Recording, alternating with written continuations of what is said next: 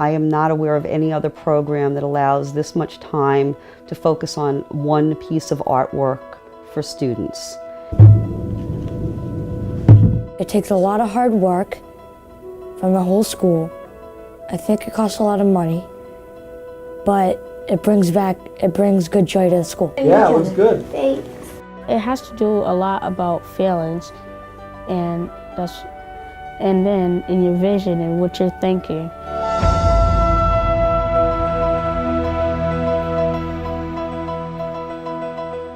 The Voices and Visions program is a program here at the Home for Little Wanderers that helps our young people find their voice through the expression of the visions they have for themselves and for their futures. Can we make... Yes, let me set up... Most of their assignments during the year are for the 45-minute period, where this goes on for months. So, I mean, I have some kids that are working on papier-mâché pieces that they're in their second month now. The patience to do that and to follow through on that is really something for the kids. If you want to do that, you're going to have to take the whole face off and we put it on. You know? Okay, we'll chop it off. You want to do that? Certainly. All right. I love animals because animals aren't the things that like you one day and then another day they like, get away from me. Their face isn't so long like this. But people are different.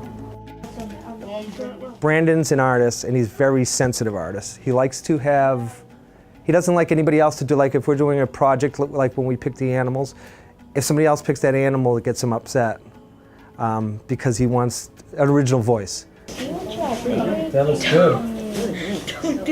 I've chosen to make a black spotted pufferfish.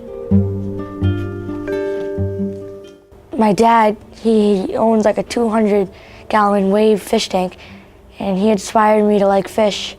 And he actually owns two pufferfish. He owns a dog-faced pufferfish and he owns a porcupine pufferfish. Corey likes working in clay, and unfortunately hasn't been able to work too much in clay yet this year.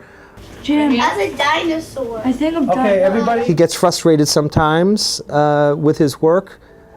He's a perfectionist. Usually, even if I'm angry, it makes me more happy. I mean, it like makes me happy again to do the art. It's so much easier. I think the student has to feel a connection to their subject matter and what they're doing in order to really fully realize it. Once upon a time, there was a silver-spotted pufferfish. His name was Henry Hudson. He loved his family, that is, until they left him and told him to take a hike. He was so sad.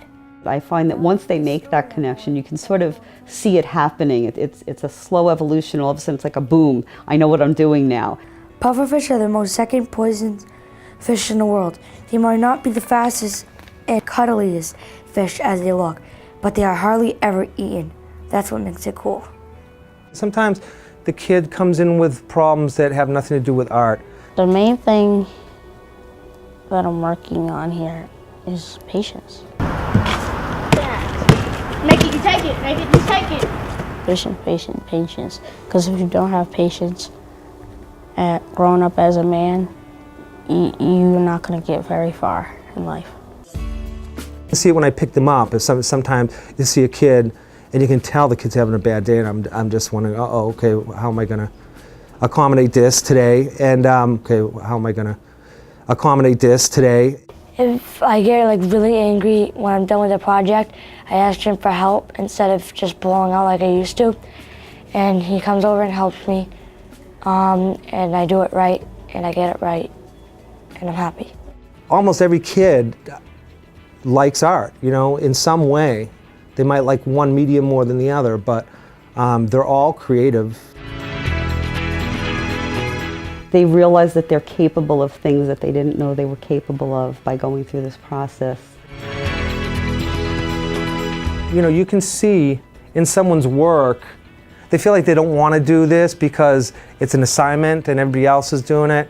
And yet, once they get engaged in that work, it starts to take on a life of its own.